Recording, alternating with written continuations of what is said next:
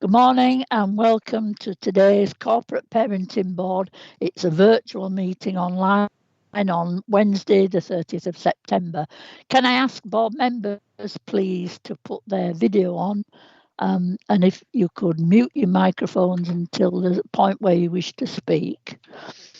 So, Lee, could you give us any apologies for the meeting, please? Yes, Chair. I've received apologies from Ophelia Ricks, Jill Addy, Sarah Miles and Joanne Sanders. Thank you. And would you help us by going through who is present at the board today as best you can? And I know it's difficult. Yeah, in terms of those present at the meeting at the moment, we've got yourself, Councillor Kendrick as Chair, Councillor Karen Allison, Councillor John Lawson, Councillor Richard Smith, Councillor Carol Patterson, Julie Bragg, the Head of Corporate Parenting, Tom Brailsford, Service Director for Resources Improvement and Partnerships, Stuart Horn, the Head of Joint Commissioning Children and Families, Barry Lockwood from the Kirklees Fostering Network, Janet Tolley, the Virtual School Head Teacher, and Anna Gledhill, Service Manager for Quality and Assurance. And if I've missed anybody, if they or anyone can see anyone not there, if they could speak up, but that's who's present at the moment, Chair. Thank you very much. Andrew Have we missed anybody? Sorry. Yeah, Andrew Marchington, Chair of the Children's Scrutiny Panel, who's here as an observer. Thank you very much. Anybody else that we've missed? Okay. Thank you very much. Welcome. Can I remind members, board members, that if there are any items on the agenda where they have a disclosable pecuniary interest, that they need to declare that and consider whether they should be participating in any vote, although I don't think we've anything to vote on today. If you have an interest, if you could send a form to Lee Webb, please, after the meeting. This meeting is held in public. There are no items that are not for public hearing. Have we any deputations or petitions, Lee? We've not, Councillor. I'm just noticing Councillor Richard Smith's put his hand up. I don't know if that was an interest or... Sorry, I just realised that everyone had introduced himself and I nipped out the room for a second. Did you need me to do that now? Apologies for missing that. No, sorry, we referred to you as being present, Councillor. Okay. Yes, just going back to public questions and deputations, we haven't received any, Chair. Okay, thank you. So if we could move then, please, to item 7, which is the Kirklees Looked After Children Annual Health Report for 2020-21, and as Jill Addy isn't able to be with us, Stuart Horn is kindly going to take us through the highlights of that report. This is on page 9 to 32 of the pack that you have, if you have a pack. Sorry, Barry. So Stuart, over to you, please. Thank you, Councillor Kendrick. As you say, I'm here to present the report, which would normally be presented by Jill Addy of the designated nurse for looked after children care leavers in the team, but she can't be with us today, so I'm here to present it instead. So this report is about the work of the looked after children's health team, and the purpose is to give assurance that the CCG and the council are fulfilling their statutory responsibilities in terms of the Children's Act 2004. It's important to note that this report covers 1st of April 2019 to 31st of March 2020, and that's significant because obviously the impacts of COVID are yet to be we're only just beginning to be felt towards the end of March. So after I've gone through the report from last year, I have got some updates from Jill about how COVID has impacted the work of the team and what mitigating actions they've put in place. So as we know, evidence shows that looked after children share many of the same health risks of their peers, but to a greater degree. And this is because they face greater life challenges, both within the family. They may be subject to changes in home and school life, maybe impacts of poverty. And as a result, we know that they often enter the care system with worse levels of health than their peers. The Looked After Children's team is commissioned as a multidisciplinary team, and it's made up of a designated doctor who's a consultant paediatrician, another medical advisor paediatrician, the designated nurse, who's the lead for children looked after care leavers, and specialist nurse, one for looked after children with complex needs and disabilities, looked after children care leavers, and a specialist nurse who's also a health visitor. Admin support for the team is provided by the local authority and the NHS, and the paediatricians are employed by Caldale and Huddersfield Foundation Trust, and they're based in the clinic setting. It's important to note that a lot of the work is also carried out outside of this immediate team by the locale and 0-19 practitioners. So I just wanted to run through a few highlights of the performance of the team from this year. Many of the figures you'll be familiar with, such as the numbers of looked after children have been rising in recent years and the challenges that poses. So to begin with, the team have carried out in this year 224 initial health assessments. So this is the assessment that is carried out when a child first comes into care to establish their health status and needs. The target for this is for it to be carried out within 20 days of coming into care. And as you can see from here, from the report, 95.5% were completed within this timescale. In addition to that, the team carry out review health assessments, which are annual for most children, but every 6 months for under 5-year-olds. And in this period, they carried out 697 of those. And again, 92% of under 5s were completed on time, and 95% of over 5s were completed on time. As you know, sometimes children are placed outside of Kirklees, who we are responsible for as corporate parents. But in many cases, these review health assessments are undertaken by professionals within their area. And so we had 66 children placed out of area who were assessed by other authorities. And we have an arrangement where children who are placed within Kirklees can be assessed by our team, and 74 of those were carried out. In terms of dental checks, 87.3% were up to date with their dental checks, but it's likely that figure's higher because there's some issues with the data through from not all dentists will supply the data in time.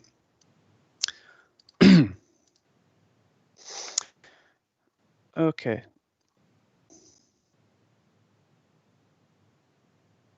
Excuse me a moment. So the data for dental registration attendance it continues to be higher than the national average. There has been some impact due to COVID, which I'll come on to later. So work continues with in partnership with sexual health and substance misuse outreach teams, and that's working well with a collaborative model. We've now got the regional adoption agency, One Adoption, established, who I believe are presenting later, and the designated doctor for the looked after children's team continues to carry out the adult and child medical reports. The team also carry out a strength and difficulty questionnaire process, which aims to establish the emotional health and well-being needs of children, and this the scores from this are in line with national data, and it helps us to target our interventions.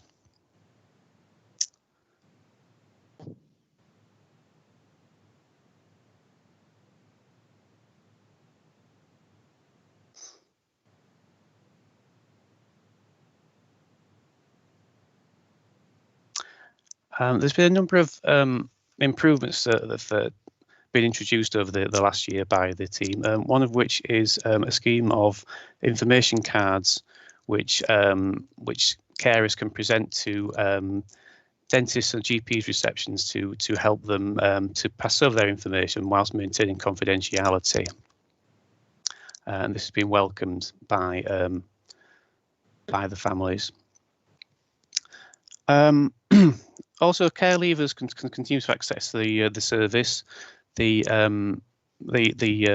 looked after children's nurses are available to care leavers. They attend number 11, number 12, where that's open, and they continue to provide support, including a care leaver health letter, which contains their information of their health history that they can take with them.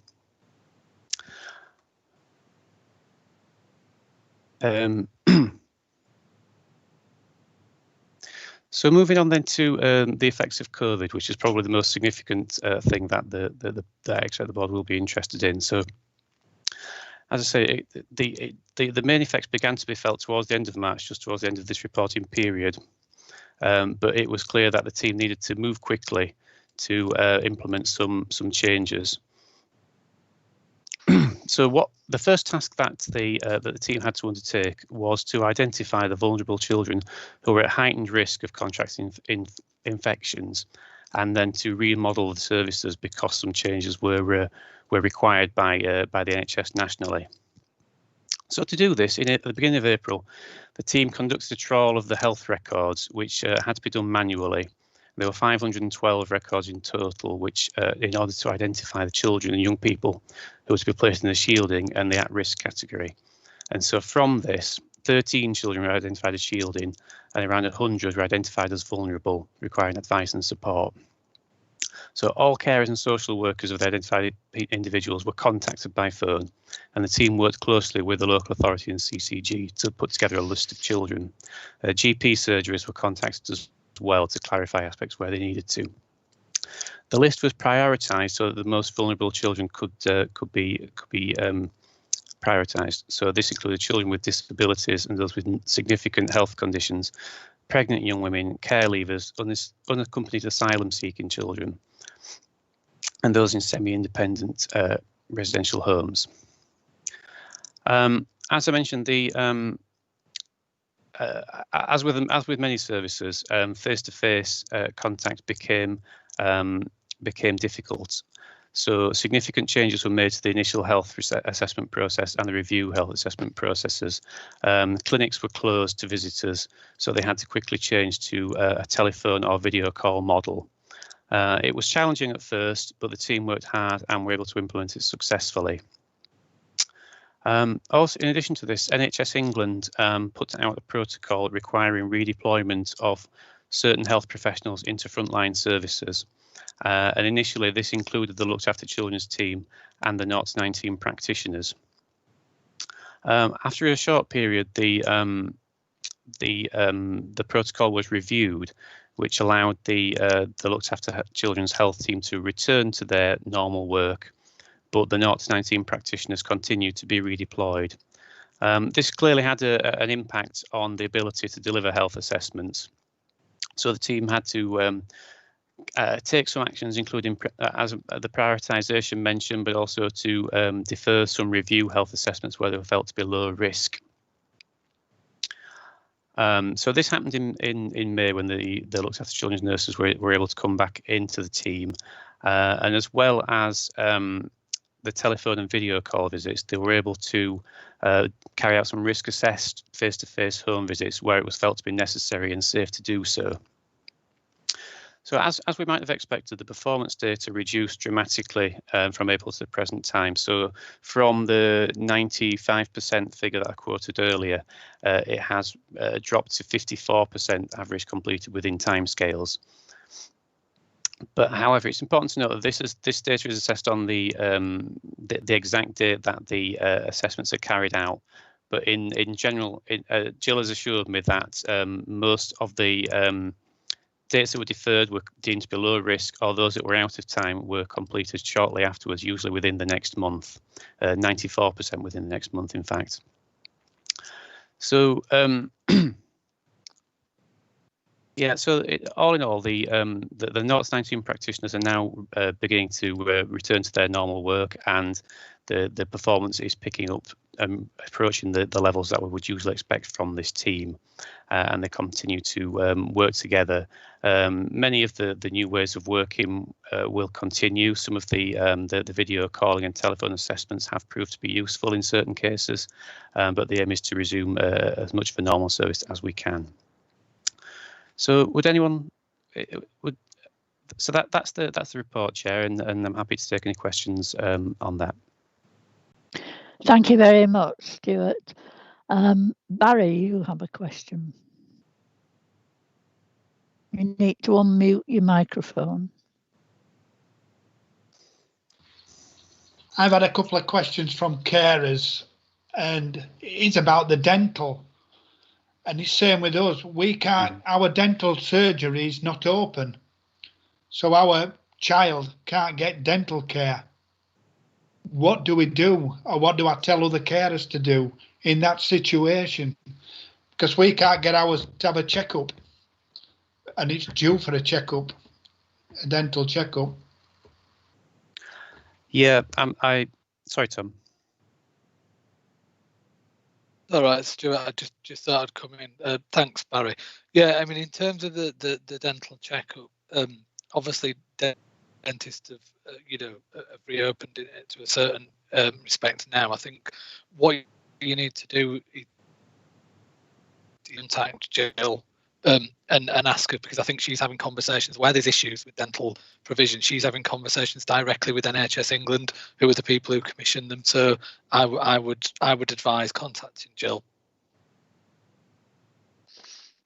Okay, you had another question, did you say, Barry? Or No, that was the only question I had. That one. okay. Yeah. Okay, thank you. Could you put your hand down as well then, please? Councillor John Lawson has a question, I think. Thank you, Chair. Yeah, it's considering the health assessments that have gone to video and telephone arrangements there. I'm especially interested in the adoption medicals and any kind of sort of time lags that's been, any consequences that's had on the timescales, if you like, between on the matching process. Obviously, there's going to be some sort of front end time sort of difficulties in that, and I'm just wondering two things. One, are we happy that we've got adequate health assessments in in those arrangements, that they're what's needed, that we're getting all the information that we needed? The other is, are we marking these adoption medicals as being done in a time of COVID, so that when we look back at these records, there's an explanation for these delays? Thanks. I think, as before, I think I'd need to probably come back with some definitive answers to those questions. But as I understand it, I believe those medicals are still taking place and have been prioritised. And I understand that the records will be marked in the way that they've been carried out due to COVID, if it has been video or telephone rather than face-to-face. But I can find some further information and bring that back to you if you like. Thank you, Stuart. Thank you, Chair. That was my understanding, Stuart. That in terms of the National Guidance Council law, so the National Guidance stood down the requirement for review health assessments, but didn't stand down the requirement for initial health assessments or adoption assessments. I think Julie's probably put her hand up as well because she wants to come in on that. Yep. I was just really going to confirm, certainly that's what's happened, Stuart and Tom, that the priorities for adoption medical have been a priority and have taken place throughout. Yes, so that I was just going to confirm Stuart's answer and Tom's answer. Yeah, I assume the same applies to fostering as well, when you're thinking about approval for foster carers. Yes, and a lot of the assessments have been done through completing self-medical forms, and then further conversations between the assessing social workers and the foster carers, and if necessary with GPs, if that's been appropriate. Okay. But again, has been noted in the records of the situation. Okay. Any other questions or queries about the annual health report? I'm not seeing anything. Okay, thank you very much. Now, I think this is just for the board to note, and we expect to have this information on an annual basis, obviously, although we do get very regular updates on health issues as well. Can we move therefore to item 8, please, the Children's Services Performance Highlight Report? So are you going to start off with this, Julie? Yeah, good morning, everybody. I'm Julie Bragg. I'm the Head of Corporate Parenting, and just to present the highlight report in terms of the children in care, care leavers, the fostering and adoption services. So starting with the children in care, we have had a slight increase in the numbers of our children in care. 12 months ago in September, we were 641. At the end of August 2020, we currently have 689 children in care. We continue to remain below our statistical neighbours. However, acknowledge that we have had an increase during the recent months of the children coming into care. We continue to monitor through our legal gateway panel to ensure that we have the right children that come into the care of the local authority. In terms of children that are placed more than 20 miles outside of the local authority boundary, we have had a slight decrease in these figures from July to August, a slight decrease from 12.1% to 11.8%. For our children who have experienced 3 or more placement moves, currently we stand at 56, and again, certainly the COVID has had some impact in terms of placement breakdown, unfortunately, and we have seen a number of children where placements have broken down. We have put extra support in for our carers and for our carers within residential settings in order to prevent some of this, and we've continued to hold virtual stability meetings. Our placement support team has continued to offer virtual support to carers. We've had an increase in the stat visits, number of children and young people receiving statutory visits within timescales. Currently we stand at 91.6, which is a significant increase to where we were in September last year. We have introduced 2 weekly performance meetings where our advanced practitioners work alongside the team managers in order to offer support to social workers around any potential issues around performance and ensuring that that the statutory visits are recorded within a timely manner. If we move on now to the care leavers, we've had a good increase in terms of our children, young people at the age of 17 years and 4 months who now have both an allocated social worker alongside with an allocated personal advisor. It is our aim to introduce personal advisors around this age in order to support a young person to make that transition to independence. We've had a slight decrease in the numbers of children care leavers that we've been in touch with, and again constantly working within the service through the performance meetings to ensure that we monitor the performance and we address any issues around, again, often around recording issues within a timely manner. In terms of suitable accommodation, we've had a slight decrease to 84.6%. This is there's some impact that COVID has had, where we have been in a position where we've not been able to move our children, young people leaving care into their own accommodation. Sort of around, as an example, we have extremely close working relationships with our housing colleagues, but unfortunately we've had to have a lot of properties that have had to have extra testing, and in particular with Legionella disease, to make sure that the properties are safe for our young people to move to. As always, as I say, we've got working relationships with our housing colleagues, and our care leavers certainly have priority in terms of banding and in terms of being able to move into the properties, and those properties have been a priority for the housing services to make sure that they're ready for young people to move into. Our education, employment and training figures remain at 49% at this current time. COVID has had impact in particularly around employment.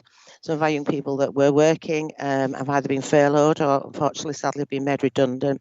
So in order to offer support to young people, our specialist at C&K Careers Advisor has been offering weekly virtual clinics to our young people to try and assist and give extra support in these circumstances.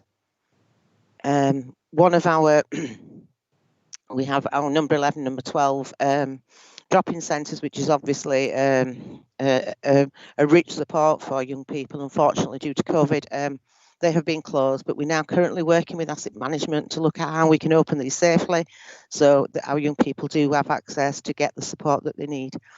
During COVID, we've actually made a number of extra payments to our care leavers in terms of various payments around offering for extra heating, payments for extra data to ensure that they're able to keep in touch with family and friends. So there's been a lot of good work going on in terms of the extra support that we've given during this difficult few months. In relation to the adoption figures, at the beginning of COVID, what we were seeing was that we weren't able to progress our transition plans as we would do normally, and that was around the restrictions around the contact between other families. Also, at the beginning of the lockdown period, the courts, although there were virtual courts, they were prioritising some of the hearings that were heard, and unfortunately the adoption hearings were not being heard at the beginning. I'm very, very pleased to say now that this is now being resolved. Since we've, as lockdowns moved on and we've progressed to the next stages, we've been able to implement and transition plans, and the courts are now having and holding adoption hearings as well. And recently we've had 3 children who've become subject to adoption orders, and we have 3 currently that are in the process of going to court. Those cases are going to court. 2 actually have happened this week, so that's an improving figure, and I'm really pleased to be able to report that. The fostering service, we currently have 231 children who are placed with our own in-house carers, and 191 are placed with IFA carers. During the lockdown period, we've had, excuse me, a bit of a tickle. We've had regular meetings with Kirklees Fostering Network. We've been able to offer emergency payments, which has helped us in order to look at some of the pressures that we've had around placements. We've offered, we've been able to provide laptops to foster carers, which has been helpful during this difficult time. At the beginning of lockdown, we had potential carers who came forward to offer emergency placements, and we were able to undertake Regulation 24 assessments, which again helped with some of the pressures around the placements. And what I am pleased to say is out of 5 of those households, we now have 5 households who have now made the decision that they want to become long-term foster carers, and we're currently completing Form F assessments with those households. We also have managed to continue to have interest shown and recruit through the process, and we currently have 9 households where we're actually undertaking fostering assessments. We've had to be innovative in terms of our advertising campaigns. Some of the resources that we've used in the past, for example, like Huddersfield Town, obviously we haven't been able to use those as an advertising campaign, and so we've a bit of a competition going on at the moment, because we've got adverts on the side of bin lorries, and there's a bit of a competition of who actually spots one of these adverts before anybody else. With that competition going on, so but they look absolutely fantastic, the adverts, against the backdrop of the white vans. And our housing colleagues have also put adverts on their vans as well, so that's a really, really good advertising campaign. We continue with our Google ads. We continue to advertise through Pulse, and as I say, being quite creative in looking at advertising. We have worked throughout COVID with the National Fostering Network. We are currently at the moment looking at the implementation of Mockingbird, which is a hub carer. It's a family hub carer where emergency placements are available, but where there will also be lots of support available. For example, if a foster carer needs a break for a couple of nights, an emergency hub carer will be able to help out with that. It's a fantastic model, and we've seen lots of really good videos around about how you've got, it's a hub carer, but a hub carer with an extended family as well. So really, really looking forward to being able to implement that, hopefully in January 2021. We are in the service at the minute currently developing an out of hours support for our foster carers as well. I think that's the end of my highlight report. So if anybody has any questions, Councillor Kendrick, happy to take those. Yeah. Anybody with any questions or comments? Barry? Yeah, just one that you might be able to answer, Julie, because I've had a few queries about this, about the COVID and young teenagers. If they go out of the house, we're allowed to let them go. But if they get fined, who pays for that fine? Is it the carer or is it the LA? Barry, we did. Sorry, Tom's got his hand up. We did send a response. Yeah. John, do you want to speak? Yeah, if you yeah, can. Just coming on that. We'll yeah. I mean, we're just drafting a response through Kirklees Fostering Network, Barry, which is either being sent or will just get sent. So we'll pick that up with you outside the meeting if that's okay. Okay.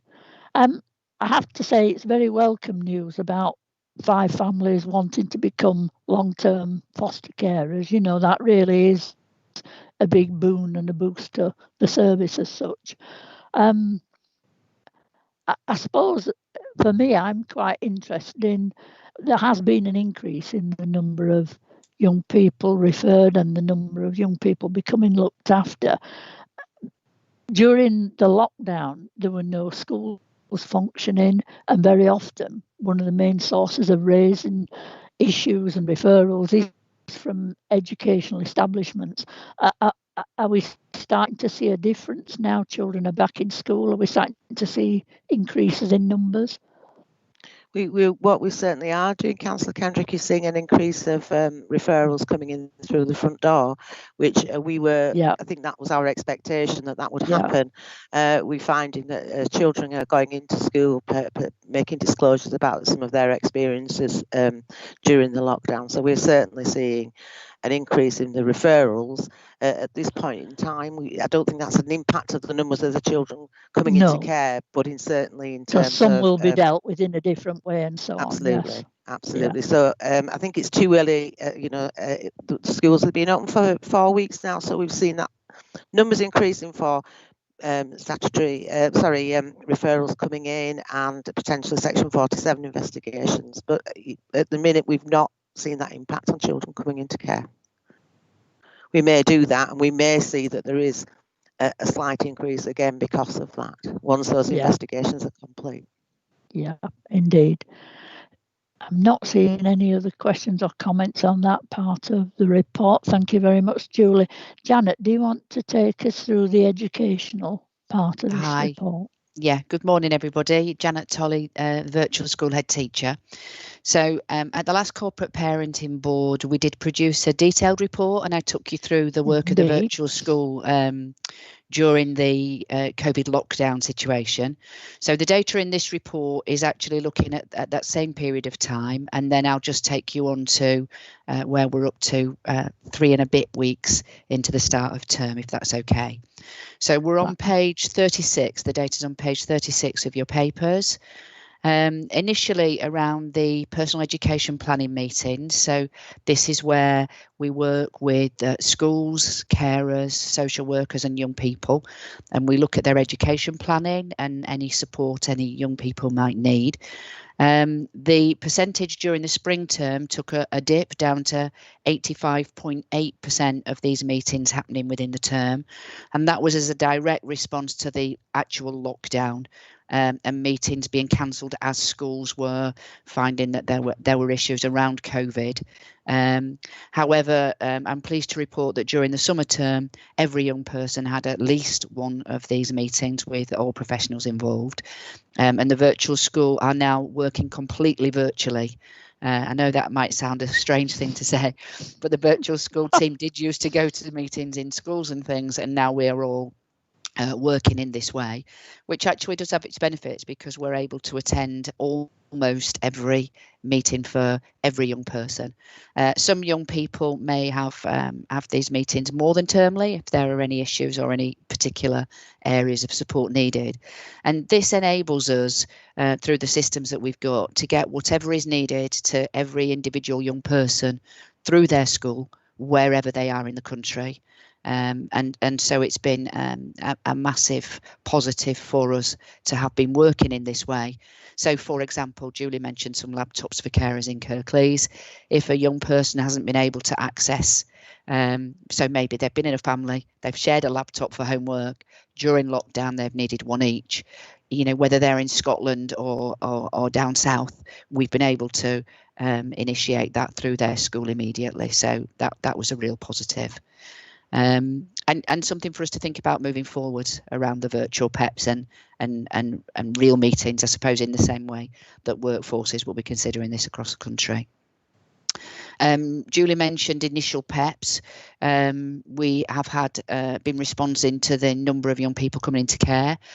Quite a few did come into care over the summer, Councillor Kendrick, so it's an important point that you make. So going back to school, some young people were coming into care, and we've worked within 10 working days. So we've had a very, very busy first 2 weeks for those young people to be prioritising speaking to schools and looking at what support we can put into place. As you know, keeping a track on attendance is important for us. We can't report what we usually report for last term in terms of PA because the monitoring of attendance was very different. As you'll know, some young people were working at home, some young people were affected and isolating or unwell. Some young people were taking up the vulnerable offer in schools. But we will continue to focus on attendance monitoring moving forwards. There are some new codes now in the attendance guidance around an X if something is COVID related. So we are tracking that now, obviously on a daily basis for our young people and working closely with carers and social workers where maybe a young person is isolating themselves or as self-isolating because of a bubble closure within a school. And I think this will become more of a normal way of working, definitely through the winter and into the spring. And it will actually impact on the way we can report attendance moving forward, because an X won't be counting as should have been present or not. It kind of will impact on how we work out our overall percentages.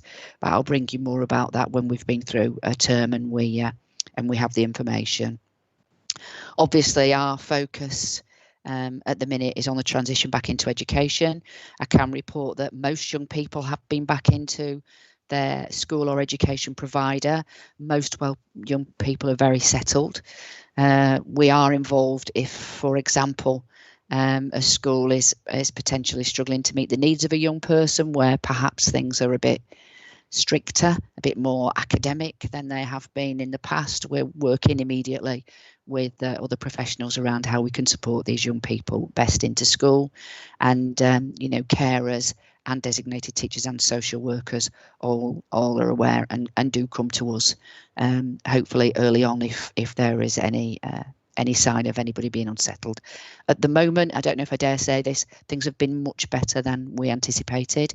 But I think it is still early days. People are getting used to the new ways of working with COVID in schools. I think it probably is worth saying that, you know, we are aware that our school staff are extremely tired, even though it's only, you know, relatively early in the term. And I think it's the pressure of the way that they're working, the way of the supervision, and you know, we're mindful and supportive of that as well. We are always obviously looking at where we have a school move, ensuring that we've got a school place if the young person needs to move.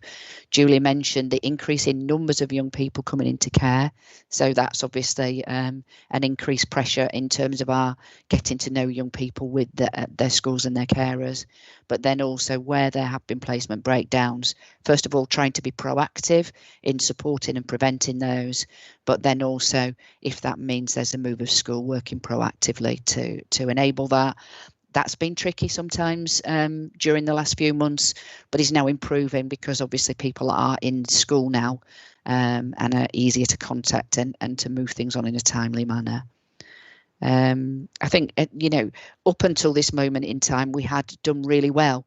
The data for 19-20 compared to 18-19 is showed a reduction in 25% in terms of in-year school moves. So, you know, the fact that we talk about it, that Julie and the social work team work very closely with us, it is a focus. It has been a positive, but we're not sure how, you know, the current situation will impact on that moving forwards. Indeed. Okay. Thank you very much, Janet. I'm looking to see if anybody's wanting to make a comment, ask a question. Not seeing anything. Is it also worth me just mentioning the transition through to post-16, because, you know, in particular our year 11 students, you know, they didn't go back into their schools and provide us from March. They had the unusual situation around the GCSEs and the way that they were awarded. Not all colleges are yet fully back, but again, the picture is appearing to be positive at this moment in time. C&K have worked with all individuals to ensure that their transition plans are still in place. You know, we've worked very closely with individuals as these results were published. I will be reporting on the results when they are validated. I'm not quite sure how that's going to work, but just to say the early indications are that, you know, the young people have done even better than our best ever results at GCSE last year. So it's a positive picture, and when we are able to give you some information on transition to college and direct numbers, we will do. But you'll know some of the colleges are only just opening at the moment, so it's early days. Indeed. Thank you, Janet. Can I invite members with any questions or comments? No, I'm not seeing any. Can I just say, and it is early days, as you say, I'm interested as to how we view and how we monitor the impact of where children perhaps are in a bubble that has to go out of school, comes back in, and then has one or more impacts of that, you know, occasions when that happens. So, I mean, I don't know whether that's something that's discussed across the service. That there are plans to keep at the moment. Yeah, well, we're definitely keeping an eye on it. So we've worked with a company called Welfare Call who do our daily attendance checking, and we're able to extract the reports where anybody ever has an X code. Mm-hmm. So we will be able to see week on week the number of young people that's impacting on. But obviously for our individual young people, we will also be keeping a track on how often that happens for them and what happens. So we're very good at the individual and keeping a note of that and the support in place. It's how we might report on that more strategically as time goes on, Councillor Kendrick, and how we might use that data across service. Yeah. Okay. No one has any questions? I have to say, I don't know if he's trying to score brownie points, but in the chat bar, Andy Quinlan has put a picture of a vehicle up with one of the fostering posters on it. I don't know if that counts, Julie, or not. Because I obviously cannot read, can I take members back to item 2, which I neglected to do at the start of the meeting, which is that the minutes of the previous meeting, and of course we need to identify any matters arising that we aren't mentioning in today's meeting, and also if they are a correct record as such. One of the things was about IT equipment that I think, Tom, you were sorting out with foster carers and the foster carer network. I assume that's all been resolved. So the laptops are out with foster carers. We're just in the process of, as part of the offer, Councillor Kendrick, we wanted to offer a Kirklees email address and connectivity to some of the functionality that Office 365 offers, which will be really positive. We're just encountering at the moment some problems with the licensing, which are just being resolved, but that should be resolved by the end of this month. So yeah, really, really positive. Good. I think it is essential that foster carers have a Kirklees email that they can get in and out of. One of the other issues that was identified in the minutes from the performance highlights was an update in respect to the respite offer around Orchard View and wife pack to be bought to a future meeting. Is that scheduled in for a future meeting? I'm not aware that it is. I'm not aware of that, Councillor Kendrick. No, we need to pick that up as such. Yeah, we've just taken a proposal about the restarting the Wipeout and Orchard View offer to our executive team, which was agreed this week. So yeah, it would be useful to schedule that in to the next board. Yeah, indeed. And then there was a report on the preliminary findings on the review of in-house mental health provision, which is part of this agenda as such. So I need to ask members, are there any other issues from the minutes? Speak now. No.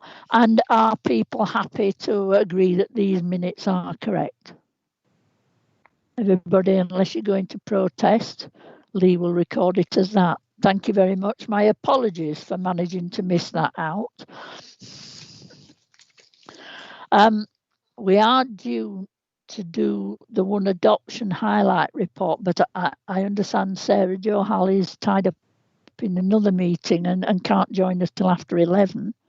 So can we move on to another item? Is it possible for us to do Laura's?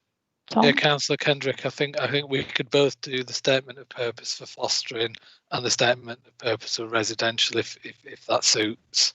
Yeah, if that's okay, I'd like us to move on then to item 10 and 11, and hopefully then we can go back to the one adoption report. So item 10 is the statement of purpose for fostering service. And I keep managing to knock the screen off. Go on, are you going to take that one? So I think Andy's going to take us through that, Andy Quinlan. So if you take okay. Yes, morning, right, Councillor. Yes, morning, everybody. Yes, thank you for spotting the photograph I put on. That's, as Julie was talking about, our new advertising campaigns. That's the one on the bin lorries, and the other one that will be coming round is Kirklees neighbourhood housing vans. They've got a new fleet of vans, and they're all now covered. So we'll be covering North and South Kirklees with those as well. So that's a really good campaign at present. And just on the top of what Julie was saying about some of the other work, we're working alongside Pulse, who are doing some advertising around getting people back into work and for people who've been made redundant or looking for career changes. And so we've got some adverts there, and we're on their job vacancy page. So hopefully we'll attract those people who may be thinking about having a change at this very difficult time and may not have considered fostering before. So there's some interesting bits that are going on there. In terms of statement of purpose, the statement of purpose for 2020 has the fundamental differences from the one I presented last year is that the team has been realigned alongside the introduction of the Mockingbird project. Rob Taylor is working on that, and he's the project lead for that, and that is sort of taking up half time of his post. And because we've absorbed this within the management structure, we've had to rejig things in terms of how we work. So the new structure is updated within there. Fundamentally, everything remains as it is within that. Going forward, we are changing the way we are working in terms of some of the stuff that's impacted during COVID because of this. And for example, the report currently talks about the skills to foster that we have used historically. We have moved over to Journey to Foster, which is run by the National Fostering Network, and they've been able to supply us a virtual course for new carers coming through, and the feedback from that has been very good. And there have been a number of authorities across the country have taken this up, and we've been impressed by the level of training that they've been able to deliver to people virtually. And as I say, new people coming through, there's been some very good feedback. What I haven't been able to do this year, as I did last year, was to bring you copies to the room of the of the statement of purpose. We are, once approval has gone through, Lucy will be looking at getting a small run of these done by Document Solutions, and we can then distribute them to corporate parenting board members via the post, so that there are copies for everybody there, and it will be linked to the website that we're currently revamping at present. So apart from that, the fundamentally the statement of purpose explains the way we work, what we're doing, and the our key areas of the fostering service, and I'm happy to answer any questions that anybody may have about it. Or Councillor Kendrick, I think you're on mute.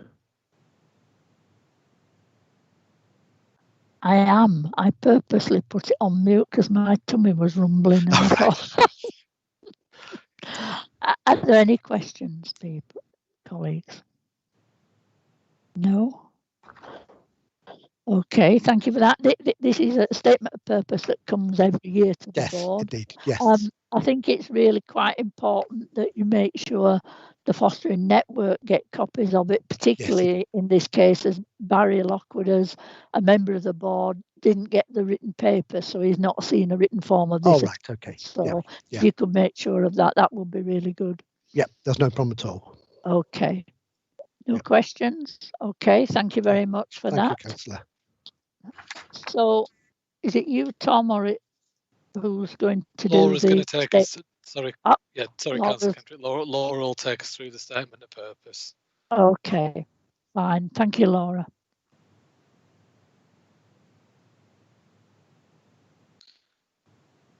Are you there, Laura? Okay, I wonder if she's having some internet issues. Just bear with me, and I'll I can see her picture at the bottom of the screen. Yeah. But she's not connected. I know there's been some issues with Microsoft Teams. Oh dear. This morning, Councillor Kendrick. Bear with me. That's fine. Okay, yeah, so statement of purpose has been sent out to members. Fundamentally, it covers Elm Grove, which is one of our 2 children with a disability homes, and it covers Orchard View, which is one of our respite children's homes. And our board members will probably remember we've been through a process where we varied the statement of purpose for Orchard View to allow mainstream children to be placed there throughout the COVID period, and we're just in the process of a proposal to bring that back in line with the old statement of purpose. So the statement of purpose that are attached will be the old statement of purpose for Orchard View. The other 3 mainstream homes that the statement of purpose covers is Heald Road, Copthorne and Woodlands, and those are our mainstream children's homes. So basically what the statement of purpose does really is just outlining our philosophy be for our children's homes, the idea that we want a warm, caring environment where children... You've gone very quiet, Tom. Oh, sorry. Am I better now? Okay. Yes, that's better. Thank you. Yeah, sorry. I'll move my microphone. Right, do you want me to start again? No. So fundamentally, the statement of purpose is about our vision for children and young people having a warm, caring environment where they've got voice and they've got influence and choices. The statement of purpose outlines the age group for the different homes. So, for example, Orchard View's 12 to 17. Part of what it also does is lets board members know about the multi-agency arrangements we've got in terms of health workers going in, the emotional health and wellbeing clinics that run, and how that supports it. And talks about the key partners in terms of Send Act, how we work with the police, and how we work with learning disability nurses and a number of other partner agencies. So really, they're attached for board members to look at and comment on. Obviously, our statement of purpose gets signed off by Ofsted, And as I've said, we are in the process of changing the statement of purpose for Orchard View back to being a respite children's home. So really, it's just for information, question and comments, Councillor Kendrick. Okay. Will when you change that one back, will that have to come formally to the board again? We can bring it back to the board. I mean, the formal process is that it has to be signed off by Ofsted. Yeah. Then it comes back. And the other thing for board members to know as well is that some board members will be aware we're in the process of purchasing. We had cabinet approval to purchase a children's home, and that is likely to be our multi-systemic therapy children's home. So we will need to bring the statement of purpose back for that one as well, Councillor Kendrick. But yeah, more than happy to bring that back into the board. The other thing as well, sorry to go on, is that obviously Orchard View was part of our contingency planning in terms of the spike we might see from COVID, and it's possible, given where we're at, that we might see a second spike and an increase in need for placements. So we're looking at potentially Healds Road becoming our contingency plan for any COVID related placements that we need. So again, we might end up changing the statement of purpose for that, and again we'd bring that back to the board. Okay, thank you very much. Councillor Lawson wishes to speak. Thank you, Chair. So just a brief sort of a reading through. It's quite a lot of it there, but just as a brief reading through, I didn't see anything in the staffing. I was kind of drawn to it. I didn't see anything in the staffing about whistleblowing policy, and that staff are made fully aware of that policy and fully conversant with it. It just it just seems to be belong in there to me. That I mean, especially now at this point where we might sort of experience some difficulties in reporting something that might be going wrong or that kind of thing. So I don't know, what are your thoughts on that, please, through you, Chair? Thanks. Yeah, thanks, Councillor Lawson. Yeah, I think that's a valid point, and I think staff members are clear on the whistleblowing policy, and we do make sure that we have an open and transparent function where they've got a route through. But yeah, in terms of I mean, generally what's reflected in the statement of purpose is what Ofsted require, but I don't see any problems in us putting an addition into that so that it's clear for us locally. I think that's a good idea. Tom, sorry, can I just come in? I do apologise. I'd had to take an urgent call about a child's placement. I think when the agenda started. I just wanted to say as well, in terms of whistleblowing, that staff have the opportunity to speak to the Regulation 44 visitor every month, and they're an independent person who comes into the home to quality assure the care that we're giving to children. They also can complain direct to Ofsted. That's a route that's also open to them. The whistleblowing policy is in the office of each children's home, and staff are aware of that and through team meetings. So I suppose I just want to give some reassurance that there are other kind of mechanisms as well that are open to staff and are open to staff at regular intervals to raise any concerns and to whistleblow. So Chair, could I come back in for a moment there and just say thank you, Laura. That's really good to know. And it was actually the information about the complaints that was in the staffing material that actually made me think about whistleblowing. And it just seemed conspicuous by its absence, just the word, as it were. The words. I mean, that reassurance that those mechanisms are in place is very welcome. Thank you. And I suppose it's probably just important to say as well that when Ofsted do come in and inspect or do a monitoring visit, that they speak to staff, they speak to children, they speak to parents, carers, other professionals. So they really do take there's a wide sort of range of people's feedback taken in a formal sort of formal mechanism, and they use that to then reach their their outcome in terms of the inspection. Thank you very much. Anybody else? Any comments? No?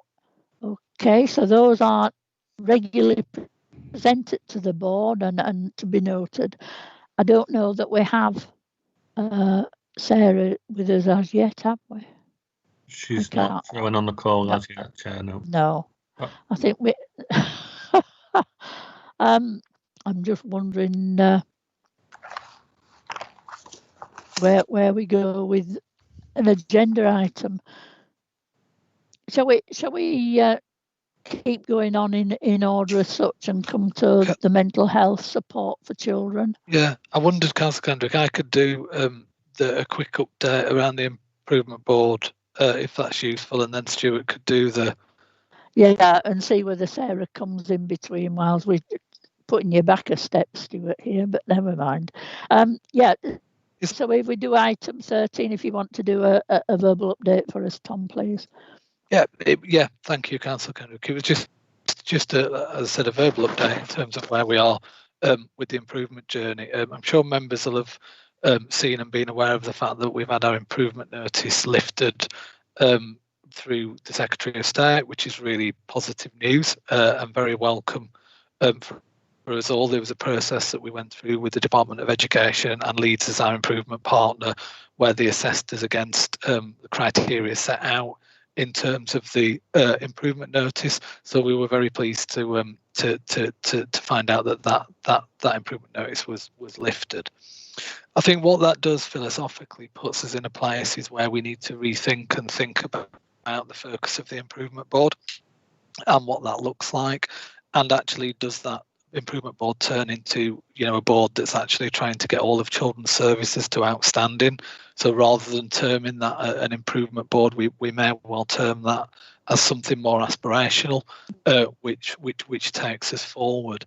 And given that board members, part of what we're probably going to do is look at the membership and look at the wider cohort across children's services, not to take a focus away at all from children's social care, but just an acknowledgement that there are other areas that we want to bring along in order to move to outstanding children's services. So, for example, the special educational needs and disability, and the learning strategy, and how that complements and interacts our journey to outstanding children's services. So apart from that, Councillor Kendrick, there isn't really much to report in terms of the improvement board at the moment, but just for members to note that improvement notice has been lifted. It may not be much more to report, but it's the best news for me of anything you could be reporting. Anybody got any questions for Tom or comment? No, my congratulations to the service anyway for making such a big step forward. It really, really is important.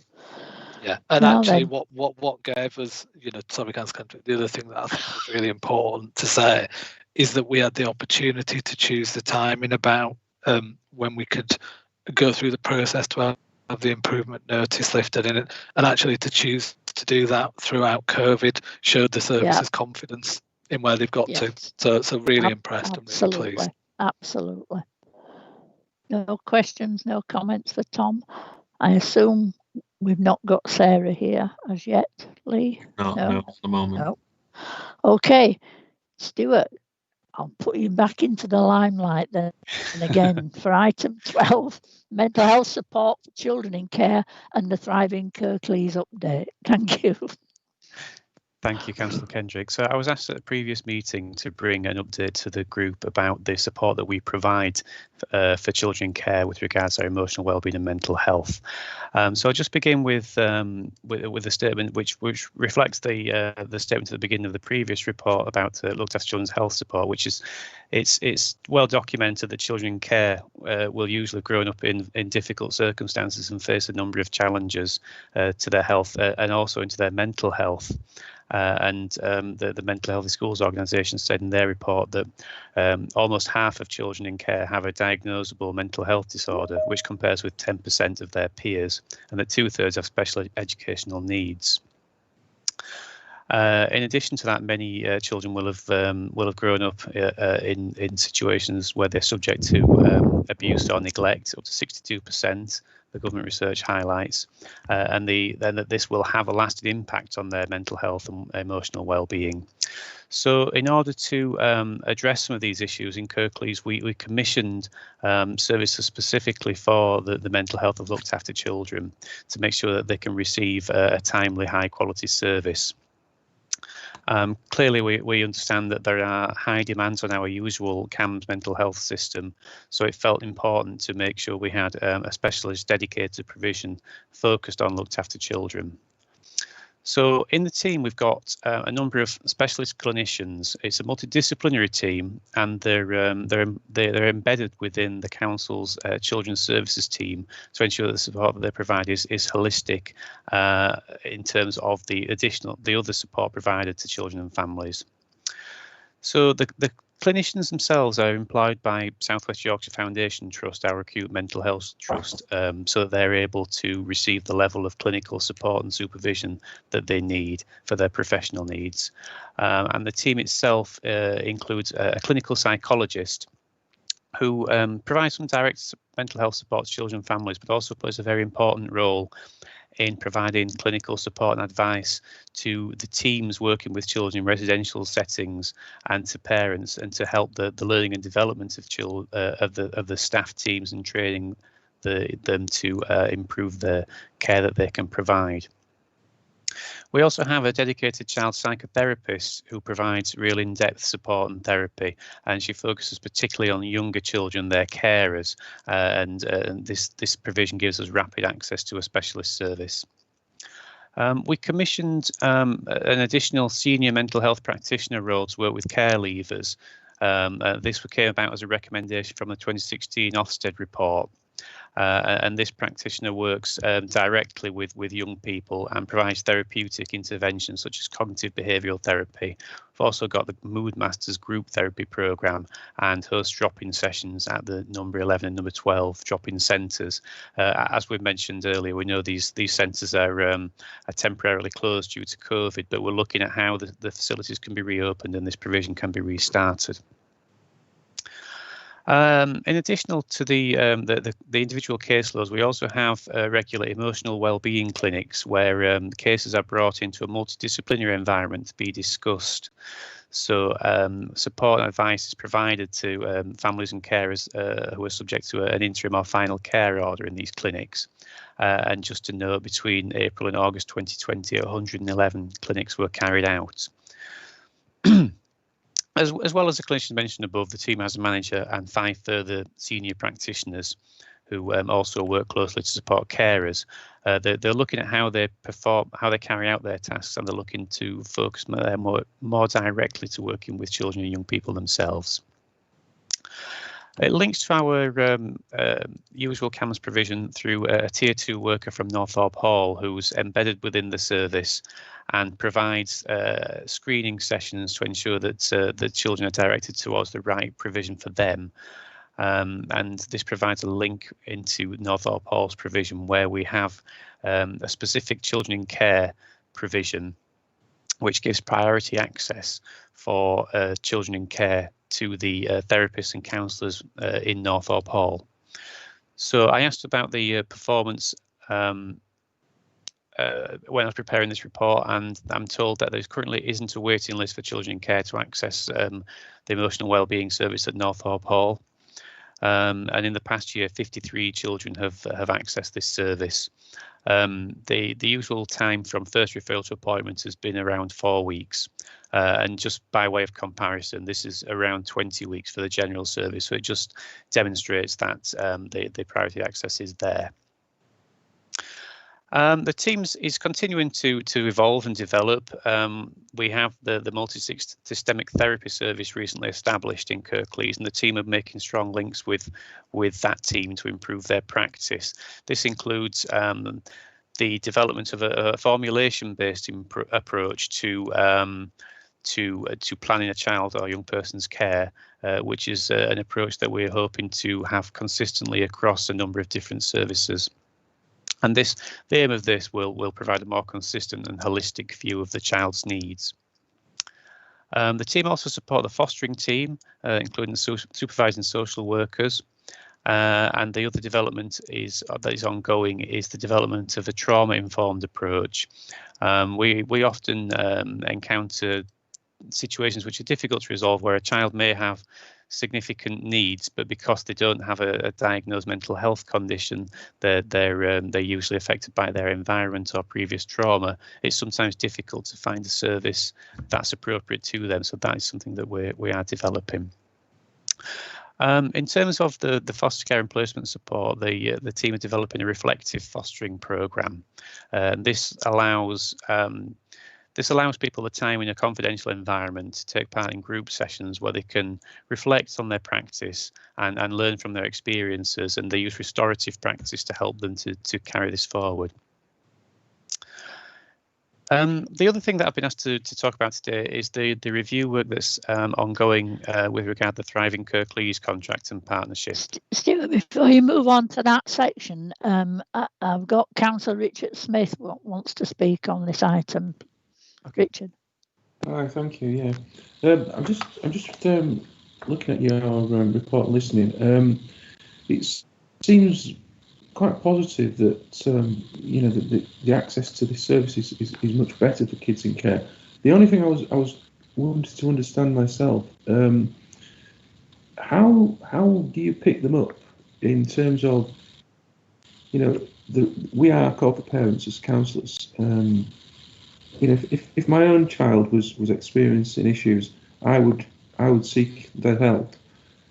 How do the children in care get identified as requiring this service? I think the service itself has been well described and looks like it works quite well. How do we make sure we're picking up the kids that need it is the question, if that makes sense. Yeah, I think the usual routing is not through the single point of access that would normally be the public facing. The route into here. It's usually children who are known within the service, and they may come through contacts that they have with their supervising social worker or other people within the team who become aware of the needs and direct them into the provision. Julie, do you want to add to that? Is that okay, Stuart? I suppose we have a number of ways. Councillor Smith, Stuart talked about the emotional wellbeing clinic, where a lot of things are picked up through that. You know, the social workers will pick up any issues, and then decisions made about making that referral. There may be issues that are picked up through the looked after children's review process, as part of the review process, where it's felt that the children would benefit from the service. So I think there isn't just one direct route in. It's sort of the day-to-day business of a social worker and children in care to pick up, the foster carers to pick up some of these issues. Sometimes a stability meeting that we might hold may bring some issues that we need to do something more. So there's lots of different routes in, rather than it just being a specific single point of access. Is that helpful to? Yeah, very much. I suppose Janet, were you wanting to add to that as well? Sorry, Richard. No, yeah, please, if I can. So yeah, I think it's another example of great partnership working, because the additional, or some of the additional capacity, is funded through the Pupil Premium Plus from the virtual school. So schools had raised an issue about waiting times for our young people in care, and one of the things that we were able to commission, that schools couldn't commission on their own, but we could commission as a virtual school, was some additional capacity. And as Stuart has reported, that's having a major impact in terms of waiting times. But not only that, also the tenacity to continue to work with a young person, where maybe if the young person wasn't in care and wasn't engaging, it would be a different offer. I think it's probably also worth saying that, you know, schools will raise issues and talk to social workers, so they're aware of the route through the emotional health and wellbeing clinic. And also we've got massive support from the education psychology service through a similar project where they're working with schools in this area, and there's lots of kind of cross understanding and cross linkages there. So I just wanted to point that out, if that's helpful, Stuart. Thank you. Thank you. I've got Councillor John Lawson wishes to speak. Thank you, Chair. No, thanks for this report. it's very encouraging to see that there's no waiting list for the Children's Emotional Wellbeing Service. That's a particular reassurance to us. There were a couple of things that I just want to mention. One was, I think I remember speaking at the last meeting about background kind of anxiety levels among looked after children, especially due to COVID, and to see what kind of picture was coming through on that. I think that'd be really interesting to see as they go forward in their lives, not just their educational lives, but in their lives generally. The other thing that I've just noticed here, and I'm really glad to see it, is that taking into account the adverse childhood experiences, that's a particularly welcome development. I think when we move forward with that, I think we need to be looking at how do we keep that work up as long as we can with the child. How do we make sure that work follows the child? Because we all know that adverse child experiences are with us for life. And how do we address that particular angle of it? It's all very well sort of us intervening at this stage, but what can we do to sort of carry that on to continue the work that we do at this stage? Thank you. Okay. Have any thoughts on that, Stuart? I think clearly it's a very big piece of work, and I think you're right to mention it in terms of the full life course rather than just when the time as a child comes under our period of responsibility as corporate parent, because really the issues don't stop at that point, do we? So it's a big piece of work to develop the trauma-informed approach, and it's quite a different way of working. So I think one of the things that I'm expecting will come out of the Thriving Kirklees and Cannons review, which I'm about to speak about later, is we'll need to take a more strategic approach to some of these issues and come up with an updated mental health and wellbeing strategy. Okay, thank you. Okay, thanks for that. Barry Lockwood, you wanted to ask a question or speak? Yes, I just want one question to Stuart. At what age do you start looking at the mental health? Is it preschool or school age?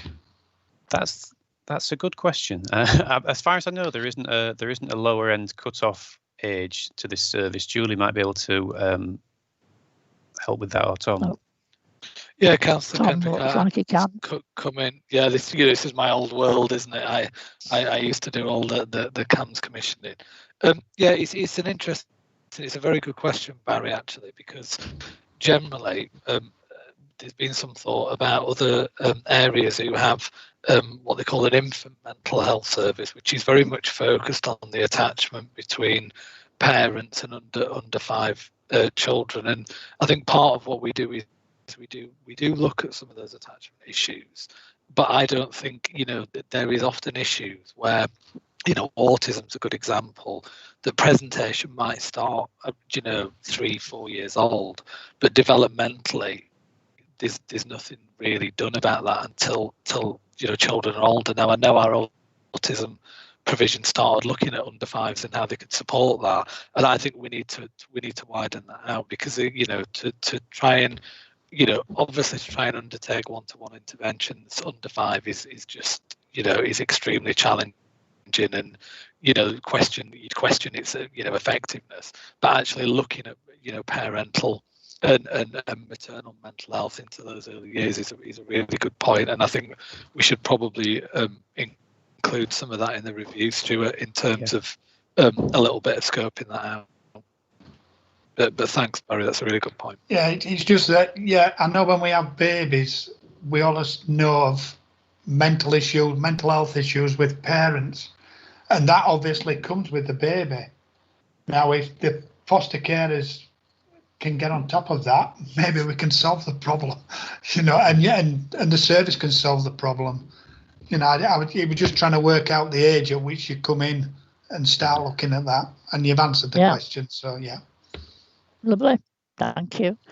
I don't think anybody else is asking to speak before you move on to the next bit, except if I could just make the point that I was really glad to hear you talked about the senior mental health practitioners looking for ways to provide a service to care leavers. Because if you think about care leavers probably become more isolated in this last few months than ever before, particularly if they couldn't go to college or they're no longer working or couldn't go to work and often live away from each other. I just feel it sooner rather than later to find a way of providing for those young people is really important. Anyway, Stuart, do you want to move on to the Thriving Kirklees part of your report? Thank you. I will, thank you.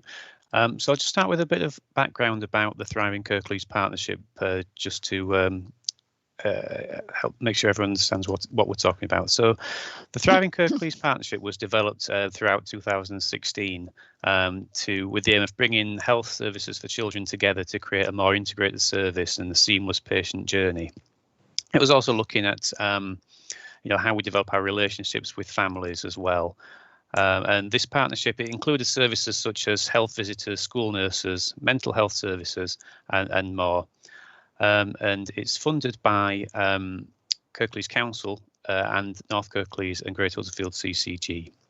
The contract was awarded to Locala in partnership with Swift, Northrop Hall Trust, Yorkshire Children's Centre and Home Start as an initial 5-year contract to develop the partnership, which began in April 2017.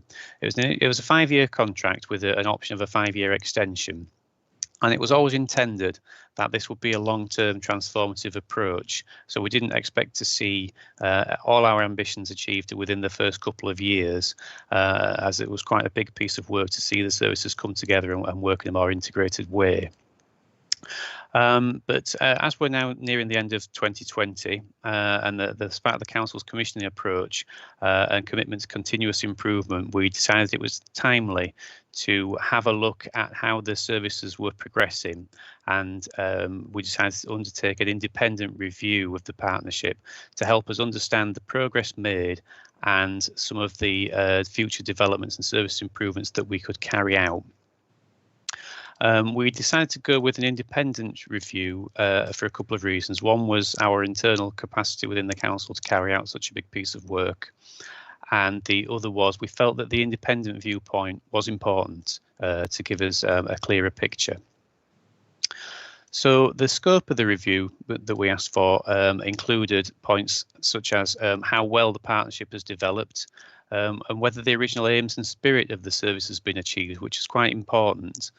Because when we talk about relationships with families and how services integrate with each other, as well as that, we decided to look at how well the Thriving Kirklees provision integrates with other services for children and families, which have also evolved in the last few years as well. And in particular, we're considering the early support services, which will have a considerable crossover with many of the Thriving Kirklees provisions. And we also asked the review to look at some of the other services for children which were not included within the original Thriving Kirklees partnership. And with that, we're talking about things like the looked after children health support I mentioned earlier, some of the health provision within youth offending team, and things like children's therapies as examples. There are two components to review. It's almost a review within a review, really. One was looking at the partnership as a whole and its integration, as I've just mentioned, but we also asked an additional review by an independent consultant to look at our mental health provision, to give us a really good stock take of where we are, to understand how our services are performing, and to come up with some recommendations of how we can continue to improve the service. So the two components of the review are taking place simultaneously, and the teams are working well together with regular meetings and joint working. We've tried to include stakeholders as much as possible going through it. There's been lots of consultation events held, and the here working online has actually proven quite helpful to get the engagement of the different people involved in the services. And the reports will be read in conjunction with each other. So an initial report will be produced in early October, which will have a summary of findings and some initial recommendations, and that will go through to various groups, including the Thriving Kirklees group, and we will hold stakeholder events to feed back the findings and begin to develop the action plan.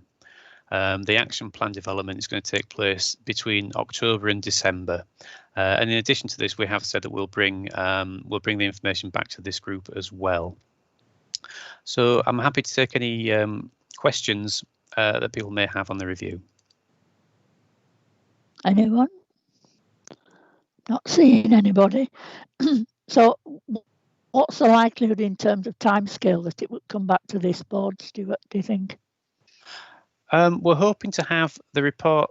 We're presenting the draft report in the next week or two, and we'll expect to have a report finalised probably by the end of October. So I'm not sure when's the next meeting?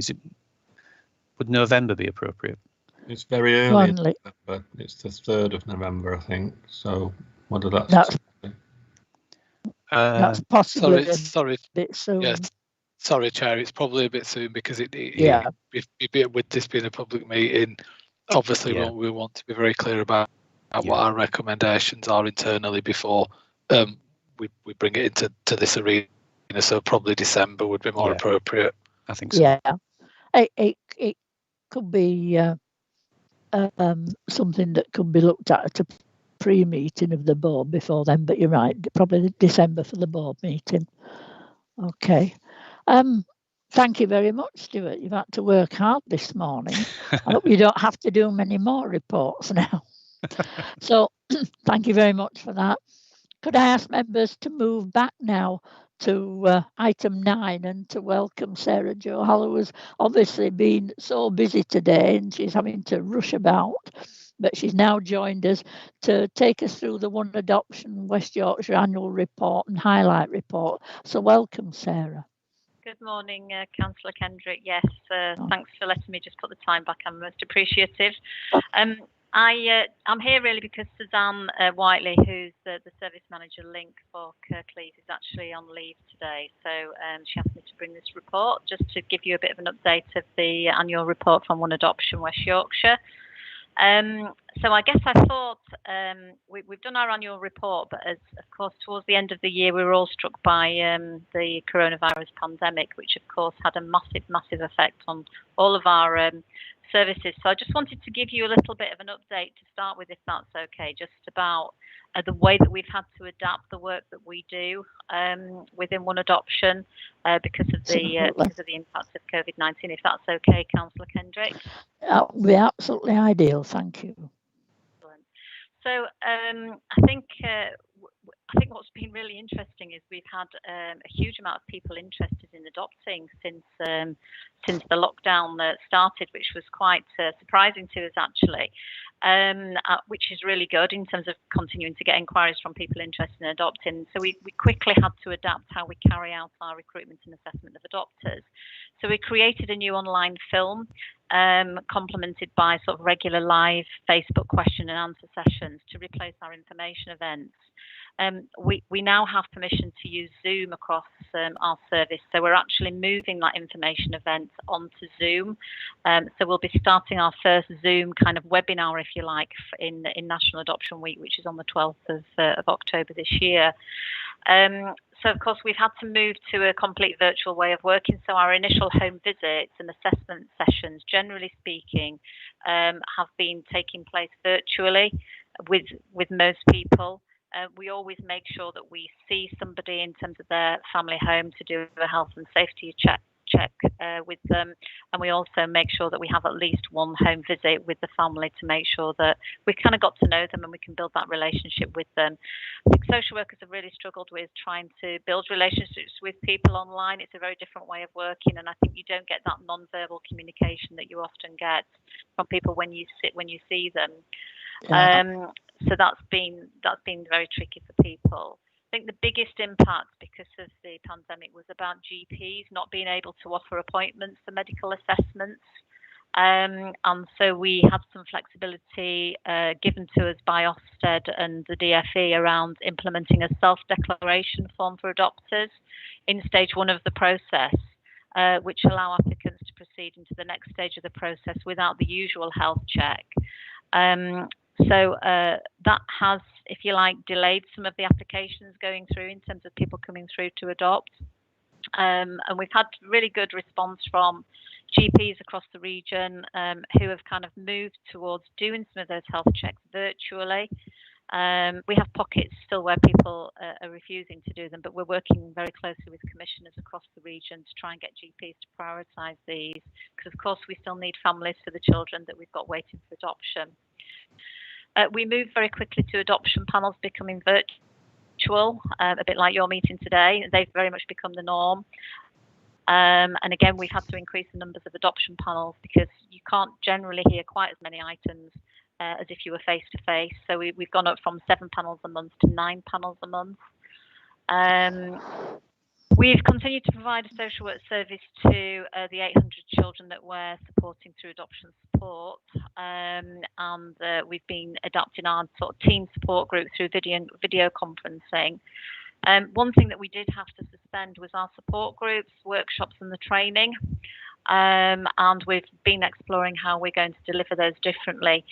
The government did actually provide some funding for adoption agencies through the Adoption Support Fund called their COVID-19 Therapeutics Fund, and we were able to commission quite a lot of virtual online support for our adopters, things like individual packages of therapy, non-violence resistance training for people, relate support in terms of marriage guidance, and various different other types of therapeutic provision for families. So I think that's been very helpful for families, particularly as we've not been able to do the things that we normally do.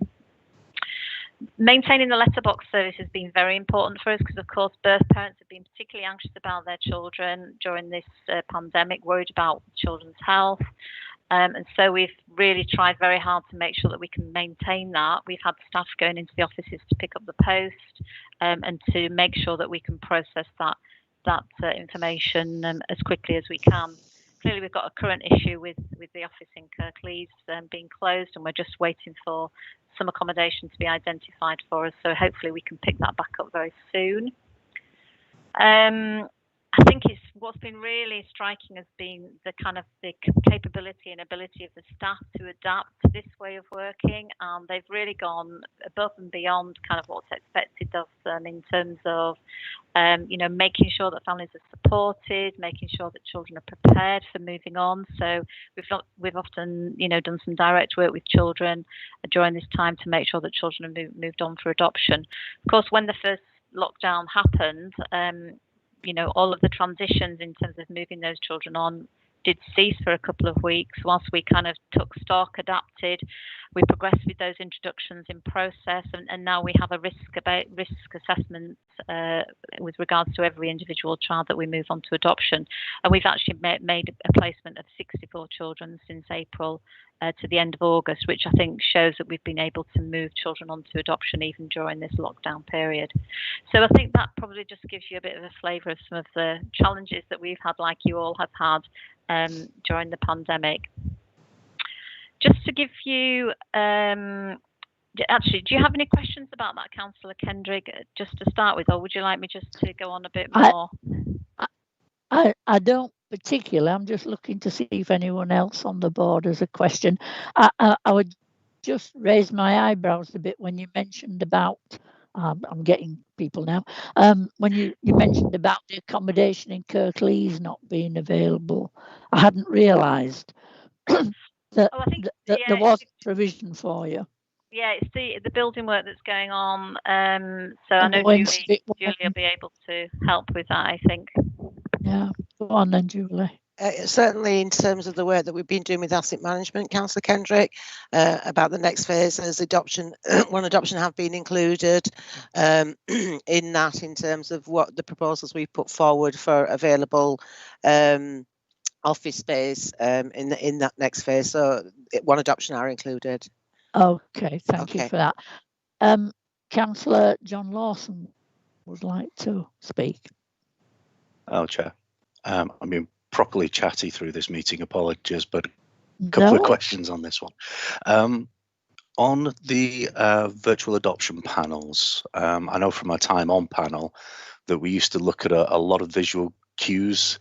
So if a couple was holding hands or giving each other a bit of a squeeze, sort of if there was a bit of an emotional question came up, or you could see whose leg was going 10 to the dozen underneath the desk and that kind of thing.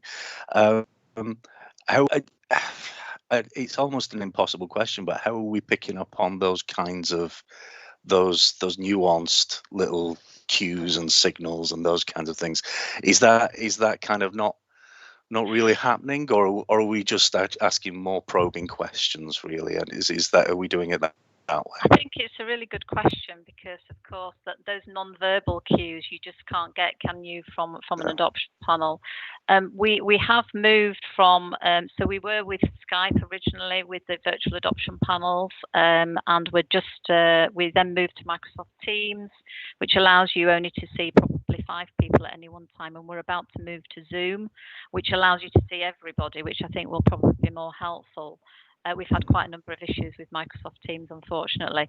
I think what the panel members would say and the panel chair would say is that there are some additional challenges it being virtual, and you don't pick up on some of those cues. But equally, sometimes you kind of, I think sometimes you've got to be very sensitive when you're dealing with issues like this online. And so we've had a number of, if you like, complaints from sometimes adoptive parents saying, I'm not sure that was handled in the most sensitive way. So it is actually quite challenging to do it online. And I think that ideally we would like to move back to doing that face to face. If you talk to the workers, the social workers, and some of the panel members, they actually prefer doing it on virtually, because really? I think they're relying on the social workers having done a very thorough assessment, and actually they feel in many ways the panel will run smoother. But you're right, you don't always pick up on some of those nuances that you can when you see people. So it's a constant challenge, really. Okay. And Chair, there was one other thing. I don't know, Sarah, whether you're going to come on and talk about the disruptions later. Were you going to talk about the review later?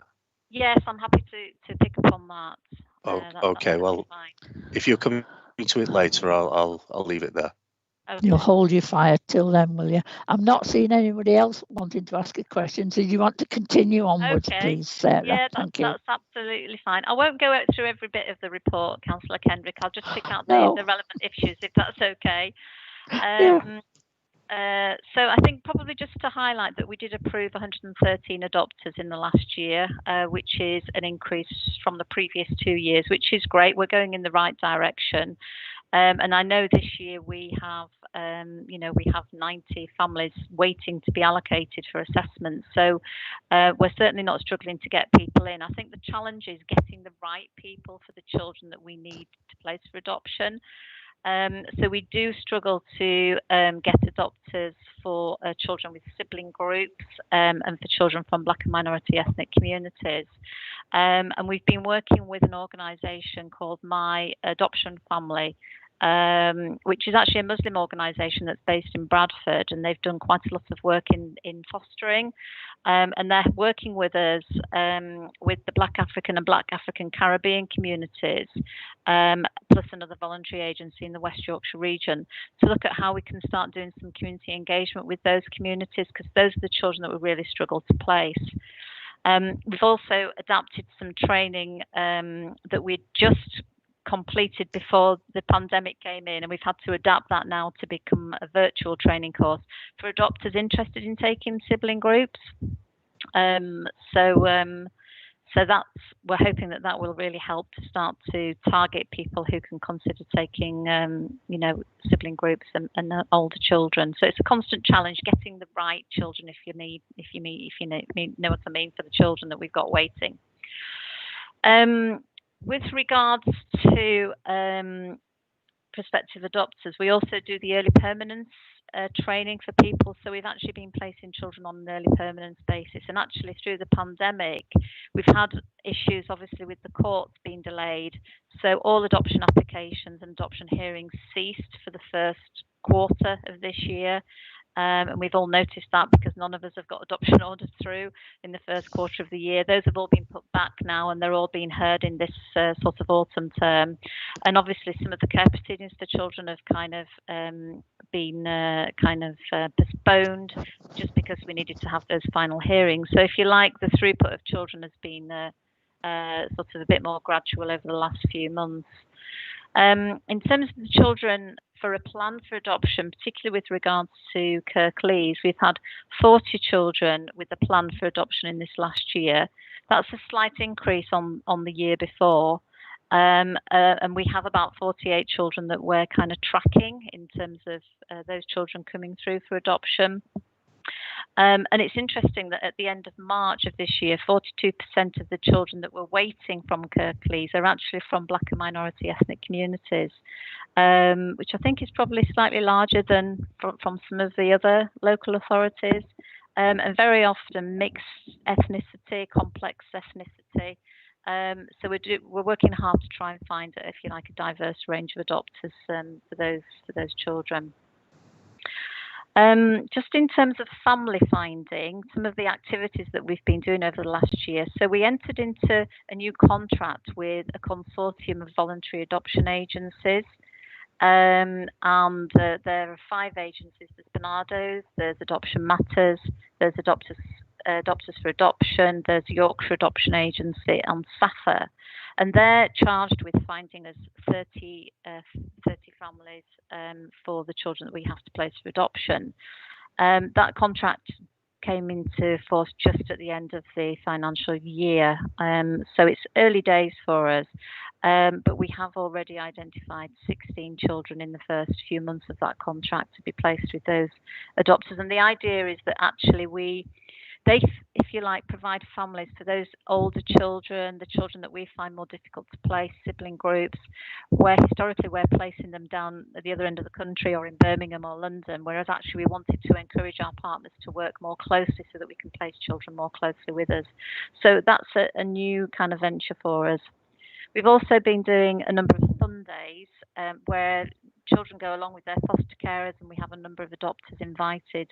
And we've actually been quite successful in finding quite a number of families for those children, where people don't normally think I'd particularly consider this age range. It sort of challenges them to think about children that they might not normally think about. So that's the work that we've been doing around family finding.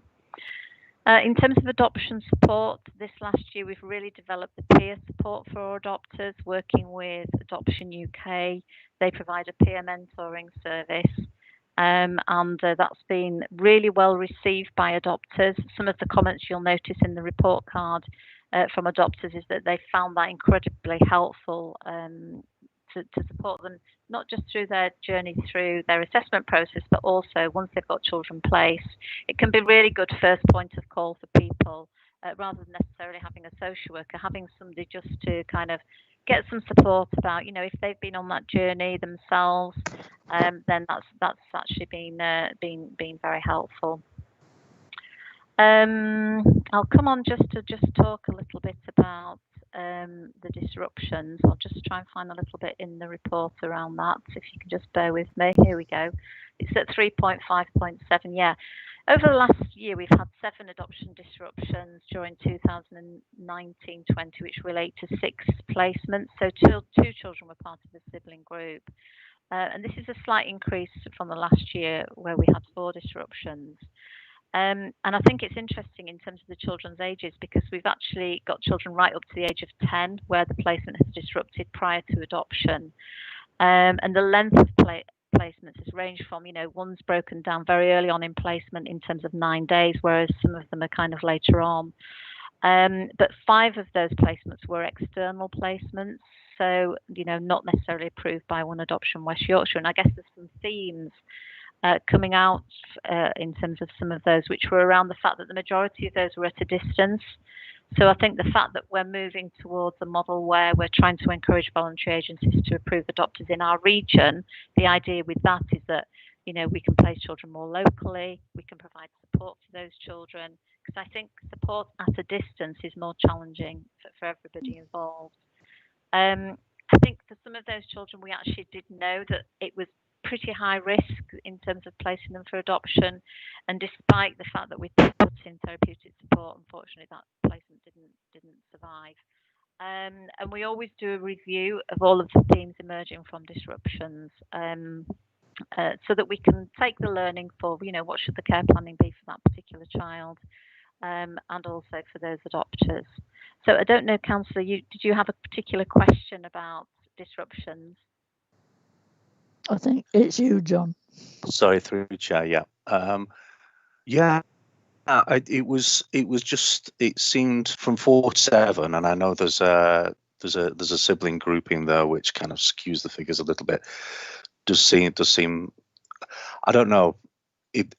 I'm not a professional, so it may not be a lot, but it does seem a bit of a leap. I think it's that last sentence in that part of the report that I'd be interested in, which is the detailed review of the themes. It'd be really interesting to see, I think, about what's happening, have an ongoing kind of view of, well, if that distance is the problem, as you start to sort of work away at that and they become more within the region, then we'll perhaps see that as a theme reducing. And I thought maybe that might be good to have a look at. I certainly want to be interested in that.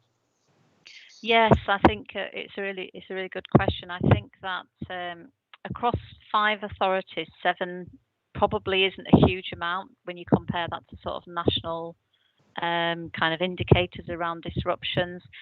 The older the children that you generally place for adoption, the more likely that the disruption rate, if you like, increases. But I think, as you say, we're really keen to learn from some of the reasons why that's happened. And actually, in some instances, you do want to take risks to try and find the right family for a particular child, but it does come along with some risk. But yes, any lessons we can learn, we're absolutely keen to learn those lessons. Okay, thank you. Okay.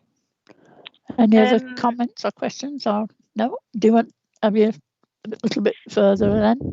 Yeah, I thought I might just talk to you a little bit about some of the Kirklees data, if that's okay. Absolutely. If anybody's got any more questions about the rest of the report, I'm happy to do that. So I think we talked a little bit about the fact that Kirklees had 40 children with a best interest decision for adoption this last year. And we placed, I think it was between 21, I think, children we placed. It was actually slightly down on last year, but last year you had less number of children coming through for adoption. It's really interesting, your figures, because in 17-18 you had more children. 18-19, you reduced to 24, and this year you've gone up to 40. So it's kind of interesting to understand why there's that sort of dip. And I know initially, you kind of implemented the restorative practice in terms of keeping children with families. And I guess we accounted for that last year in terms of why there was that, if you like, decrease in the number of children coming through for adoption.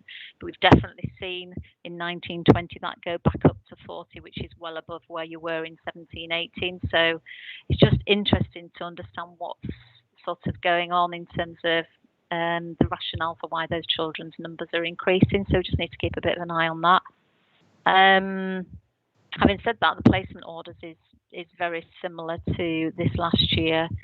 There is a little bit of a caveat about some of this data in your report, because the data that we got at the end of the financial year, there was a bit of a lag this year, because the national data that you report back to the Adoption and Special Guardianship Leadership Board, the timescales for that was delayed.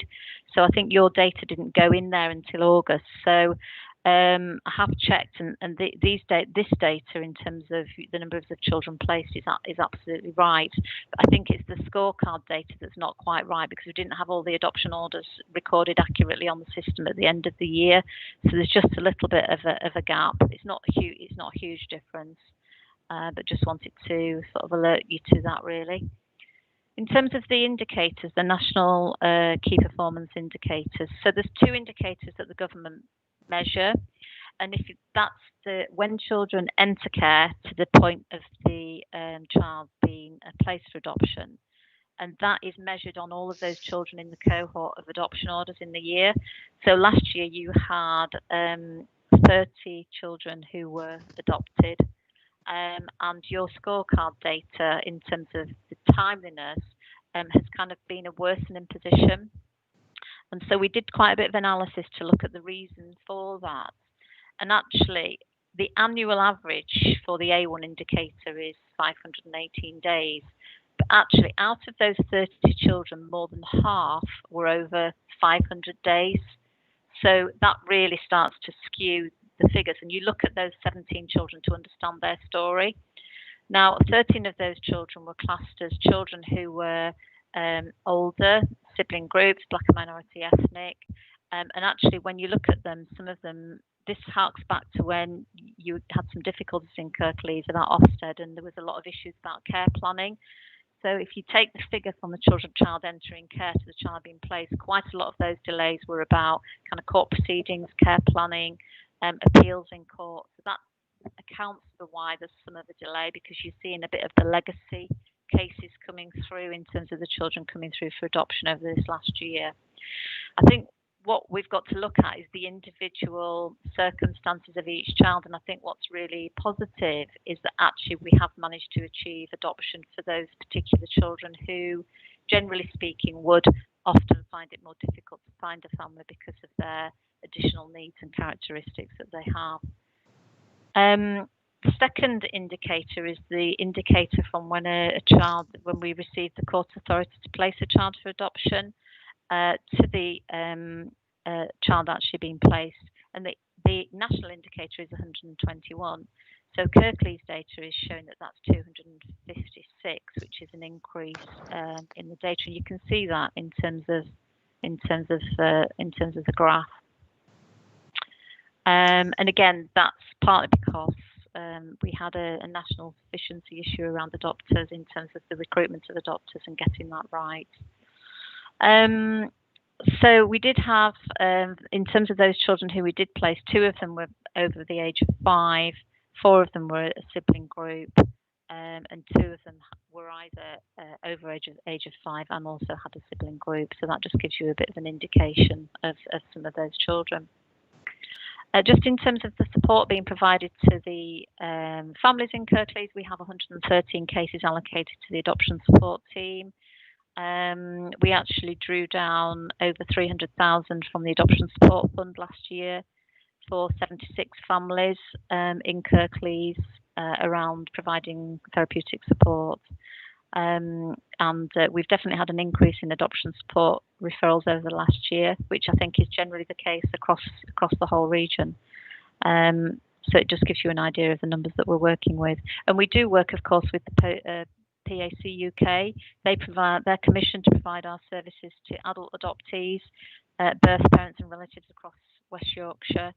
And they've worked with 269 people as part of that contract in the last year. So I hope that gives you a bit of an update of the work in the last year. I think when we did the half-year report, we talked to you a little bit about the adopteens. So, of course, you know, we work with a young persons group, and they did a really great animation timeline, and I think we shared that at the last half-year report. Yeah, sure. Still really tickles me because I think it's a great piece of work, that. So I'm happy to answer any questions that people have got, Councillor Kendrick. Okay, thank you very much. I'm looking for questions, comments, not seeing anything.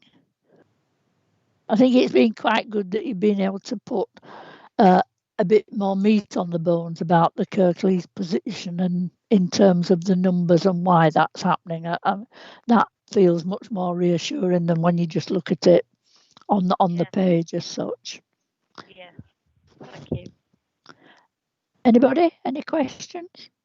No comments, no questions. Sarah, I can only say thank you so much for squeezing us into your busy schedule today. Thank you very much. Thanks very much. Thank you. Bye-bye. So, colleagues, if I've got the numbers right, we could well be on item 14 now, which is an update from board members on interaction with services any verbal updates. So has anybody got anything particular that they need to report or they can talk about they've been doing with regard to children's services since the last board meeting in July? Not seeing a rush to answer that. I'll go through some things that may encourage some of you. Obviously, I have portfolio briefings and what have you, and in July I took part in the DFE focus groups looking at when they were examining whether they should lift the order on us. I attend all the children's improvement boards, and unfortunately was unable to go to the last one adoption meeting because it clashed with the cabinet meeting in July. I regularly attend the Yorkshire and Humber Lead Member Network for Children's Services, and I was part of the interview panel that resulted in Tom Brailsford, congratulations once again, being confirmed in his current role. I did try to get onto the Children's Commissioner's webinar last week, and I had immense IT problems, so I got in halfway through it, and it was a shortened version, but they have sent me a link to the system. It's about a new system where you can look at performance and so on, and an app, which I think will be quite useful, but I haven't had time to go into it and look at it in any detail as such. And I've had several contacts from care leavers and emails, particularly about exam successes, and Julie did send me also an email about some GCSE successes where I looked after young people, and one for our care leavers stands out was a young man who's got a second class honours degree this time, which, you know, I've sent him a card congratulating, and it's good to hear you know, a great success like that. Other than that, of course, I haven't been able to go out and meet young people. I can't go into number 11 and number 12 because they've been shut and so on and so on. So COVID really has restricted some of the activity as such. Julie, you wanted to make comment? I was just to inform inform board members that obviously COVID, we're coming up to the lovely time of year when we do our Achieve Awards for our young people, and unfortunately we are again having to be very innovative about how we do this, but just to inform you all that we are going to be doing obviously be very, very different, so we are going to be doing our Achieve Awards through virtual. We're working with a company at the moment to make that happen, and so that will give us a really good opportunity to be able to recognise some of the results that we've had for care leavers and for our GCSE results as well. I thought it might be useful to inform you of that, Councillor Kendrick. Yeah, absolutely. I am aware of it. I also understand they're looking to try and organise a foster carers celebration as well. Unfortunately, without the afternoon tea that's normally enjoyed at that. It's a great shame. And I've had contact from the folks organising the Christmas dinner for care leavers who are on their own, who are we're trying to sort out a kitchen where they can produce, and they're going to do Christmas dinner in a box, if you like, and deliver it out with presents and so on. It's about the best that can be at the moment coped with under the current situation. Has anybody, any of the board members, any other contacts or meetings or whatever they need to report? No, I'm not seeing any responses. Okay, right, we'll move on then to item 15, which I'm going to claim. It says the Chair, Councillor Kendrick, will report at the meeting on the ad hoc task and finish group on risk register. I don't remember it like this. I remember right at the end of the July meeting, Councillor John Lawson saying, can we discuss and look at the issues around the risk register, particularly in COVID and for children's services? I don't know if that's my understanding is correct or not, John. That's how I remember it, Chair, yes. Yes, I looked at that and thought, I wonder what it is I'm going to actually report about. Do you want to set the scene with this, John, as you brought this up in the first place? Yeah, okay. I think we'd I think it had become apparent that there was some stuff happening on the risk register that would, if we were to have an eye on that as a service, then we could not scenario paint, because if we started doing that, then we'd cease to exist as a service. I think we just wouldn't be doing anything, because it's almost infinite. Do you know what I mean? But I thought there were some themes there that might inform what we were doing, and currently COVID, of course, is the predominant one. We've had some experience with the Brexit matters are on the corporate risk register, and that's been, having an eye on that. I didn't speak on the previous item, but we managed to pick up some of the work with EU settlement. EU national looked after children reaching settled status. So I think there's a little bit of crossover that we could usefully sort of explore, and I think we've kind of agreed that yes, there's something to be done there, and I think we had a brief discussion with Tom, and I think that's kind of where I'm up to with it. Yeah, is that your understanding, Tom? Yeah, and I think I think the conversation wasn't it, is that would it be useful to have some kind of subgroup that were cited on upcoming risks, really, particularly in relation to after children. So I think we were kind of bringing that for other thoughts today. Really, was my recollection. Yeah. Yeah. So having looked at the risk register recently, it's come through the financial outturn.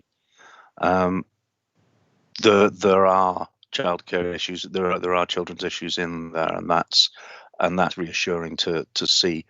I think if we can pick those up though, and have a discussion, or perhaps have that team talk to us, the ones who actually examine the risk register, and have that team talk to us, might be of value. That's a question, not a statement. I think that's potentially a way forward. I'm just wondering how many board members would be interested in taking part in a group looking at some of the particular issues, which would be separate from this meeting. And I am aware some members haven't been able to be here today, and both Councillor Smith and Councillor Allison have had to leave now, so they are not currently in the meeting, so can't put their hands up or contribute to that, although I do seem to remember that Councillor Allison has expressed an interest in the past as well. And I'm just wondering how to take this forward. I mean, Lisa Warnes has very kindly sent me the risk register stuff as such. I'm just wondering if we target an email to the council board members, and perhaps send that excerpt from the risk register to say, are you willing to take part in a group, and try and set a group up as soon as we can, really. Does that seem feasible, possible? I mean, having sold this to myself, I'd be absolutely willing to take part in this group, and if it takes a little bit of exploratory work on my behalf first, as we're waiting for one or two members to take part, then I'm quite happy to do that. Yeah. Oh, that's a good offer. Yeah, I'd be willing to be involved in it, but I would like to make sure other board members, if they want to be, can access it as such. And I think your suggestion about the team do the register, doing a bit of a discussion with whatever grouping, would be really useful. Perhaps the way around, you need to go as well, Tom. We're all finishing as such. Perhaps the way around is to try and get a meeting set up, perhaps within 2 to 3 weeks, and invite board members to be at that if they wish, and do it that way around. So, Chair, if for the sake of expediency today, do you want to carry on this conversation outside the meeting, and we'll find a way forward? Yeah. Yeah, okay. That's fine. I know we've run out of time. The agenda plan is attached to the papers. I think there have been 1 or 2 items that have been mentioned either for the next meeting or the meeting after that, Leon. I'm hoping you've made note of that. And I'm just looking to ask if people are basically happy with the agenda plan as it is. I think it's the November meeting probably is a bit too full and we would need to thin it down somewhat, but no other burning issues that we need to include now. No, I'm taking that as an agreement. Can I thank everybody who's contributed to today's meeting and all those who've attended? Thank you very much. That's the end of the meeting then. Bye-bye.